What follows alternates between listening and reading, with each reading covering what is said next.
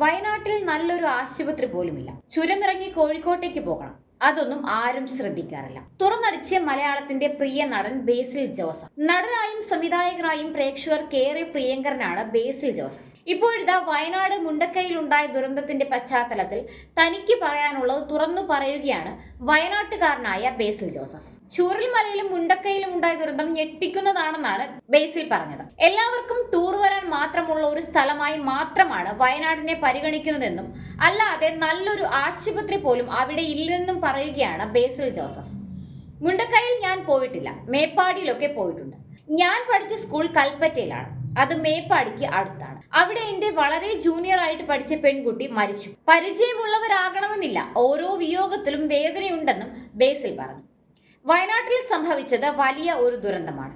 കേരളം കണ്ടതിൽ വെച്ച് ഏറ്റവും വലിയ ദുരന്തം. വയനാട്ടിൽ നല്ലൊരു ആശുപത്രി വരണമെന്നുണ്ട്.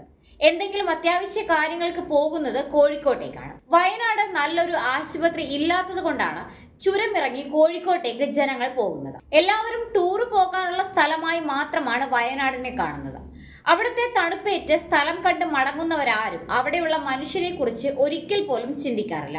അത്യാഹിത കേസുകളിൽ കോഴിക്കോട് മെഡിക്കൽ കോളേജിലേക്ക് രോഗികളെ കൊണ്ടുപോകുമ്പോൾ ചുരം കടക്കുക എന്ന വലിയ പ്രതിസന്ധി വയനാട്ടുകാർക്ക് മുന്നിലുണ്ട്. 3 മണിക്കൂർ സമയം വേണം ആംബുലൻസിന് പോലും ചുരം താണ്ടാൻ.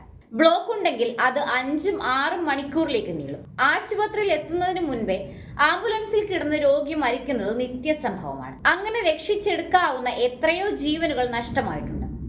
വയനാട് സുൽത്താൻ ബത്തേരി സ്വദേശിയാണ് ബേസിൽ ജോസഫ്.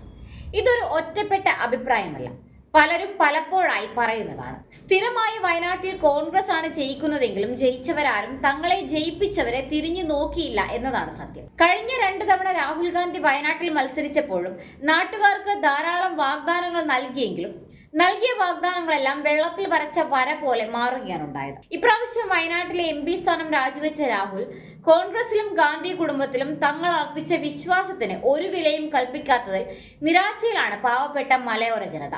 നടക്കാൻ പോകുന്ന ഉപതെരഞ്ഞെടുപ്പിൽ തങ്ങൾക്ക് പറ്റിയ അബദ്ധം വയനാട്ടുകാർ തിരുത്തുമോ, അതോ വീണ്ടും അടിമ മനോഭാവത്തോടെ കോൺഗ്രസിനെ തന്നെ വീണ്ടും പിന്തുണയ്ക്കുമോ എന്നറിയാനാണ് രാഷ്ട്രീയ കേരളം ഉറ്റുനോക്കുന്നത്.